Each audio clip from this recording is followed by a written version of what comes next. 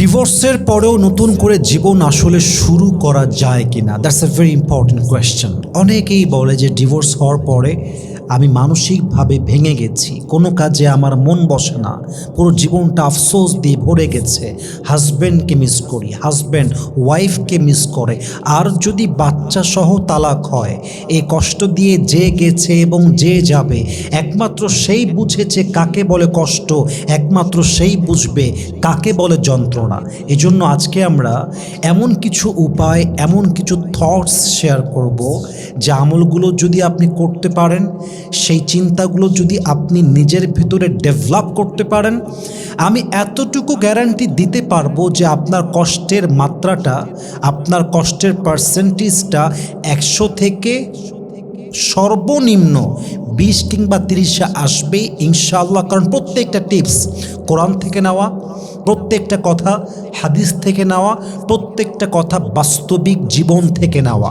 আপনি যদি আমার কথাগুলো শুনতে পারেন এবং শেষ পর্যন্ত শুনতে পারেন, যাদের ডিভোর্স হয়েছে কিংবা হতে পারে বলে মনে করছেন, ইনশাআল্লাহ প্রত্যেকটা কথা আপনার কষ্টকে এত পরিমাণ কমিয়ে দিবে যা আপনি কখনো কল্পনাই করতে পারেন নাই। নাম্বার 1, ডিভোর্সের পর যখন আপনার প্রচণ্ড এমন পেইন ফিল হবে যে দম বন্ধ হয়ে আসছে, বুকে প্রচণ্ড ব্যথা হচ্ছে, মানসিক চাপ, ফ্যামিলি প্রেশার, হাজব্যান্ড নেই কিংবা ওয়াইফ নেই, বাচ্চা সহ তালাক, এই যে কষ্টটা, এই যে কষ্ট আপনার বুকের ভেতরে চেপে বসেছে, দম বন্ধ হয়ে যাচ্ছে, নিঃশ্বাসটা বন্ধ হয়ে যাওয়া ভাব, এই মুহূর্তে জাস্ট আল্লাহর একটা আয়াত স্মরণ করবেন।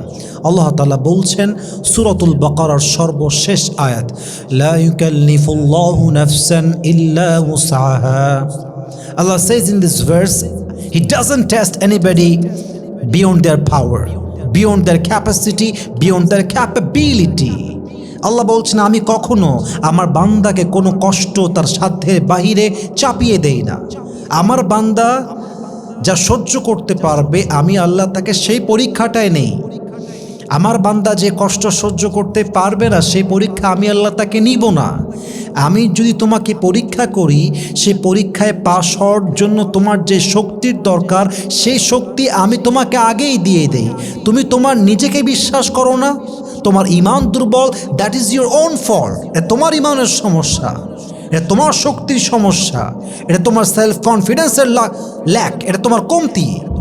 তুমি যদি তোমার সেলফ কনফিডেন্সকে ইনক্রিজ করতে পারো, ঈমানকে মজবুত করতে পারো এবং বিশ্বাস করতে পারো যা ঘটেছে, যেহেতু আমি এটা অ্যাকসেপ্ট করতে পারবো, যেহেতু এটা সহ্য করার ক্ষমতা আল্লাহ আমাকে দিয়েছেন, অতএব যত কষ্টই আসুক না কেন আমি ভেঙে যাব না, যত আঘাত আসুক না কেন আমি ভাঙতে পারি না। কারণ আল্লাহ আমাকে এই কষ্ট সহ্য করার ক্ষমতা দিয়েছেন।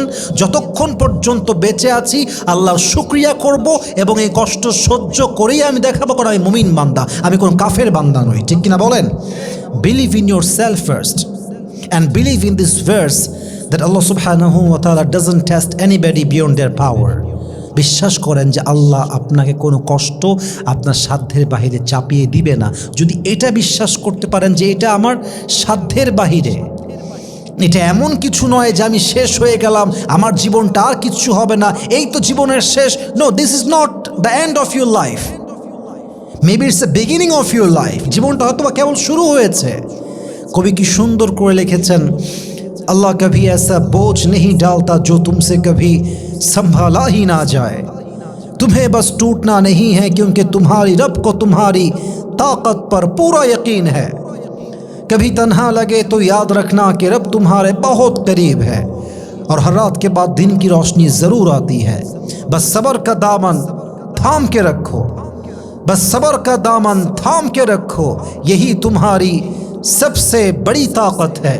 और याद रखना जो आज टूटा है वो कल तुम्हारे लिए रहमत की वजह जरूर बनेगा। What an amazing line.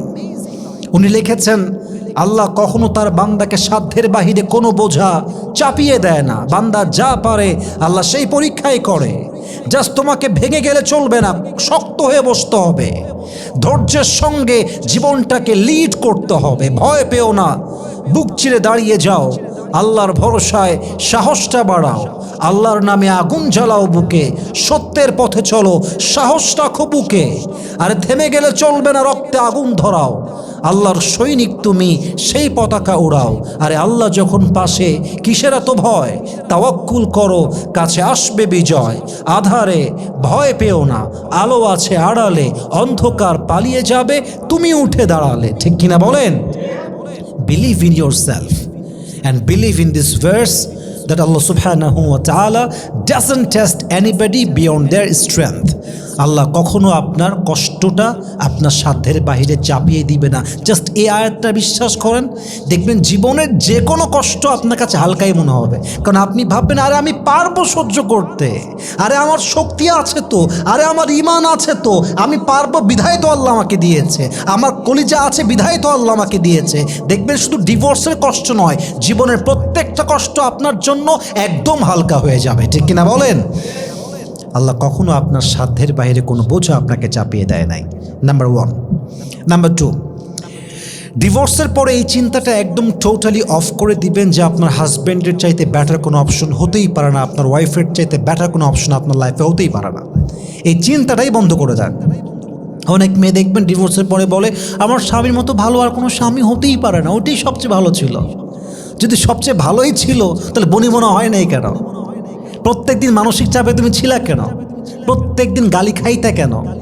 যে তোমার বইয়ের মতো ভালো বউ নাই হইতো, ওরা দেখে তোমার আজাব মনে হইতো কেন? আমাদের সমস্যা হচ্ছে আমরা ডিভোর্সটা দেই খুবই তাড়াহুড়ো করে, ভাবি না, সময়ই নেই না। জাস্ট মন চাইলো বিয়ে করলাম, মন চাইলো তালাক দিয়ে দিলাম, কেমন যেন একটা হাসি খেলা তামাশার মতো একটা ব্যাপার। সময়ই নেই না, আমরা ভাবিই না।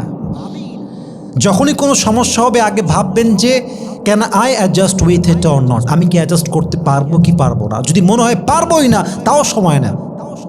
আবারও বলছি, যদি বিয়ের পরে কোনো প্রবলেম আসে, যে কোনো ইস্যু হতে পারে, আগে নিজেকে সুন্দর করে বসিয়ে নিজেকে প্রশ্ন করবেন, am I able to adjust with it or not, is it in my capacity or out of my capacity. এটা কি আমার সাধ্যের ভেতরে না সাধ্যের বাহিরে? যদি মন বলে যে I can't adjust with it, আমি পারবোই না সহ্য করতে এইটা, তবুও সময় নেন। সঙ্গে সঙ্গে তালাক দিবেন না, সঙ্গে সঙ্গে না, সময় নেন, একটু সময় নেন। দেখবেন সময় অনেক সময় অনেক কিছু ঘুরিয়ে দেয়। কিন্তু আমরা দ্রুত ডিভোর্স দেই, দ্রুত ডিভোর্স নেই, পরে গিয়ে আফসোসে কোনো শেষ থাকে না। এজন্য প্রিয় ভাই আমার, যদি ডিভোর্স হয়েই যায়, প্রিয় বোন আমার, যদি ডিভোর্স হয়েই যায়, তাহলে আপনার স্বামী যে বেস্ট অপশন ছিল, এর চাইতে ভালো অপশন হতেই পারে না, এই চিন্তা বন্ধ করে দেন। আপনার বই যে সেরা বউ আর কোনো বউ হতে পারে না, এই চিন্তাই বন্ধ করে দেন। হতে পারে আপনার স্বামী আজকে আপনাকে ডিভোর্স দিয়েছে, এর চাইতে 1000 গুণ বেটার অপশন আল্লাহ আপনাকে আগামীতে দিবে। হতে পারে আপনার স্ত্রী আপনাকে তালাক দিয়েছে, আইনগতভাবে তালাক চেয়েছে, আপনি তালাক দিয়ে দিয়েছেন। হতে পারে এর চাইতে 1000 গুণ বেশি সুন্দরী, গুণবতী, রূপবতী সুন্দরী মেয়ে আল্লাহ আপনার ঘরে বউ করে পাঠাবে। ঠিক কিনা বলেন? আপনি বিশ্বাস তো করবেন। একটা হাদিসে আসছে, আমি বান্দার কাছে তেমন, বান্দা আমাকে ধারণা করে যেমন। আপনি যদি ভাবেন যে আল্লাহ আমাকে দিবে, আল্লাহ আপনাকে দিবে। যদি আপনি ভাবেন যে না আল্লাহ আমাকে দিবেই না, আল্লাহ আপনাকে দিবে না। আপনার ইমানটা দুর্বল তো। ইভেন আর একটা বড় অবাক করার বিষয় কি জানেন? মাঝে মাঝে আল্লাহ তাআলা আপনার জীবন থেকে এমন মানুষকে নিয়ে যায় যার সঙ্গে আপনার ফিউচারটা উত্তম হবে না। আপনি খুব হতাশ হয়ে যান, কেন মানুষটা হারায় গেল। কিন্তু আল্লাহ বলছে, বান্দা তুই একটু সবর ধারণ কর, একটু অপেক্ষা কর। ওয়ালা সাউফা ইউতিকা রাব্বুকা ফাতারদা। In future, your Lord will give you something that will definitely make yourself happy. বান্দা তুই একটু অপেক্ষা কর, যা তোর থেকে হারায় গেছে এটাকে আমি রিপ্লেস করব এমন উত্তম কিছু দিয়ে, এত উত্তম, এত উত্তম, এত সুন্দর, এত উত্তম তুই কল্পনাই করতে পারবি না। তোর ধারণার চাইতে বেশি আল্লাহ আমি তোকে দান করবো। সুবহানাল্লাহ পড়বেন না আপনারা? অতএব হাজব্যান্ডের সঙ্গে তালাক হওয়ার পরে, ওয়াইফের সঙ্গে তালাক হওয়ার পরে এই যে ফিলিংসটা, যে এর মতো আর কোনো উত্তম স্বামী হতে পারে না, এর চাইতে উত্তম কোনো ওয়াইফ হতে পারে না, এই চিন্তাটাকে টোটালি ক্লোজ করে দিবেন। 2 নাম্বার কথা।